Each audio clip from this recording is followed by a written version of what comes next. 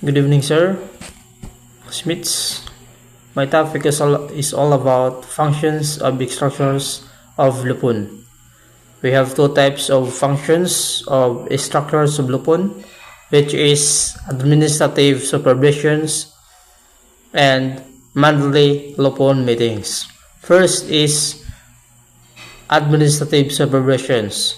Refers to the oversight provided by the punong barangay or barangay captain over the Lupon tagapamayapa. This ensures that all members perform their duties properly, cases are handled fairly, and decisions comply with existing laws.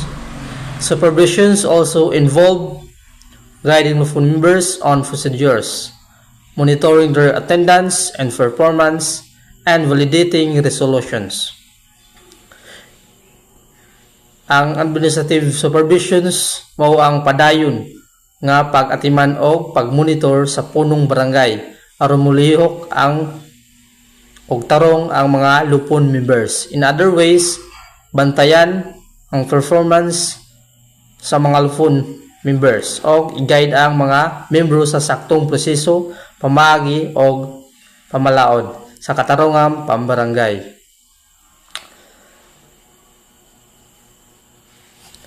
Two is monthly Lupon meetings are regular gathering of the Lupon members to discuss pending cases, review previous dispute resolutions, plan for community peace initiatives, and maintain proper records. These meetings also provide an opportunity for members to receive updates on legal guidelines, share experience, and improve coordinations within the barangay. Ang monthly Lupon meetings is discuss ang mga bagong kaso or i-review ang mga daan nga kaso o i-update ang mga membro sa bagong guidelines o balaod. Magtinabangay ang mga membro aron mas maayong koordinasyon sa barangay.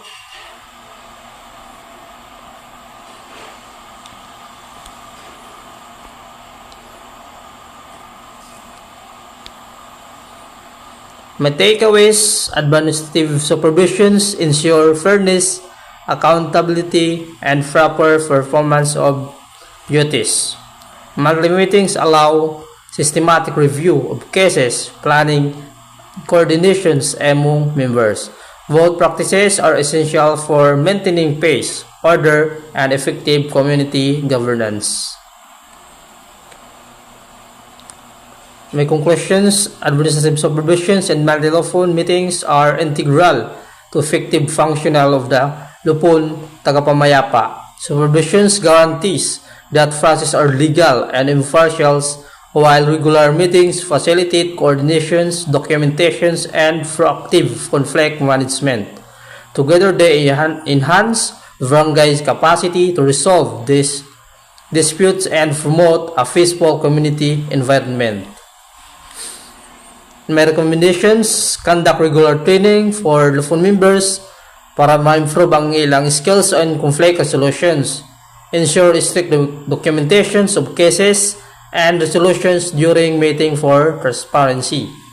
Encourage active participations of all Lupon members and community representative in monthly meetings.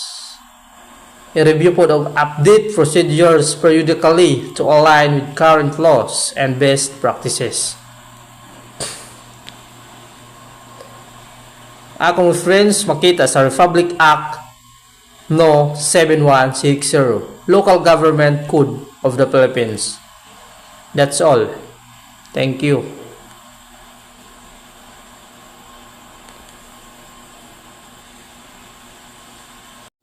Good day everyone, my name is James Brian Z. Tabutabo, Grade 14, and I'm here to present and report the topic entitled Lupon Duties. And this is the topic or scope of presentation: the role and specific duties of the Lupon under barangay justice system, and main duties such as mediation, conciliation, and arbitration. These are the liaison objectives At the end of the presentation or video, we should be able to describe what the Lupon Barangay as chairman or chairperson. Explain why Lupon proceedings are required before some cases can be filed in court.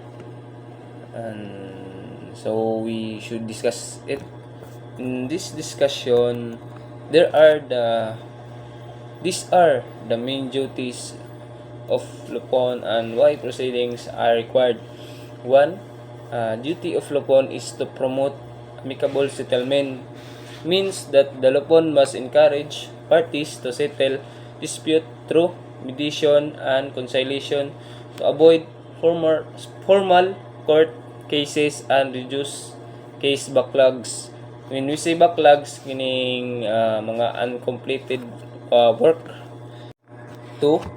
Duty to conduct mediation conferences means that the punong barangay or Lupon member calls the parties and explain the process and facilitates dialogue in a neutral and confidential setting.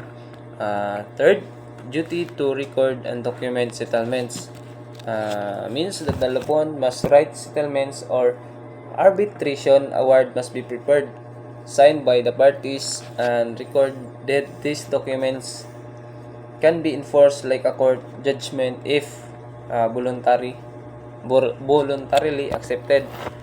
Fourth, duty to observe jurisdiction and legal limits means that the Lupons handle specified civil and minor criminal disputes between barangay residents, but it cannot hear cases involving serious offenses. Lastly, administrative duties of punong barangay as Lupon chair, recruit and appoint Lupon members, supervise their activities, schedule hearing, ensure facilities and logistic support, and coordinate with higher authorities. These are takeaways of this topic. The Lupon is a frontliner mechanism for quick, inexpensive, and community-based dispute resolution using Filipino values like pakikipagkapwa and bayanihan. So, effective performance of Lupon duties reduce court congestion and promote peace and order at the barangay level. These are also the conclusion. When the Lupon diligently mediate, conciliates, and document settlements, many conflicts are resolved early and resolution in the community are preserved.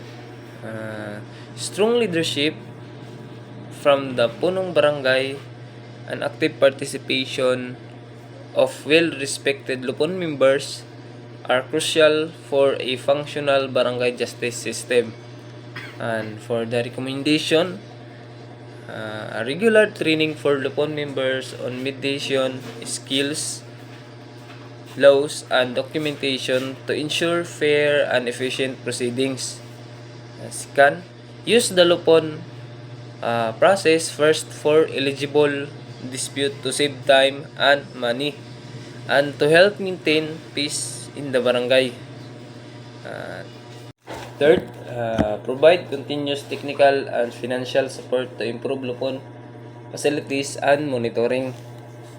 And lastly, these are the references where I get the